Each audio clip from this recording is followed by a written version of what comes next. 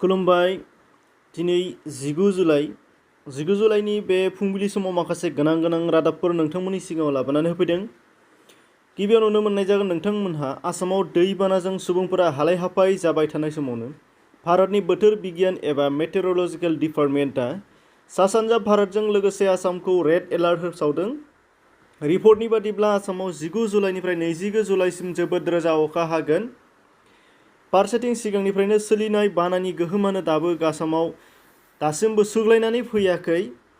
बेबादि हालोदाव बोथोरनि बे थासारिया दुखुनांथाव आरो सांग्रांथि थानो थाखाय जोंखौ फोरोंगासिनो दङ। नैथियाव नुनो मोननाय जागोन नोंथांमोना आसामाव कर'ना भाइरासनि गाग्लोबनाया गिथाव बाथाव जाबाय। 18 जुलाइ खालि रायजोआव गोदानै 1117 सा केस मोनदों आरो गासै 22,981 सा केस जानाय जाहैबाय। फारसेथिं बे सानावनो 1060 सा रोगिखौ डिसचार्ज खालामदों आरो गासै डिसचार्ज खालामजानाया 15,165 सा जाहैदों। ओरैहाय सा 3 माइग्रेट जालांबाय आरो दासिम पजिटिभ केस अदेबानि एक्टिभ केस जानानै थानाया 6,643 सा जाना दङ।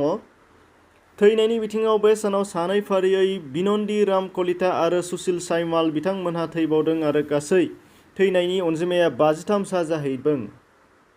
थामथियाव नुनो मोननाय जागोन नोंथांमोनहा बाक्सा जिल्लानि सिङाव थानाय सिमलाबारि भगपुराव बिफायानो फिसाज्लाखौ फासि होना खास्रि बिस्रियै बुथारनाय। रिपर्टनि बादिब्ला महित बर' बिथांमोन बिहा बिसि गैला, फिसाजो आरो फिसाज्ला दङ।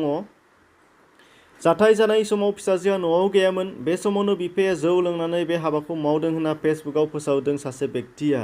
दा ओनसोलनि पुलिसआ आखायाव लाबाय होनना खौराङाव नुनो मोननाय जादों। बेखिनिमोन लोगो नोंथांमोन दिनैनि थाखाय एसेनोसै। नायनायनि थाखाय साबायखर थाबाय। गोजोन्थों।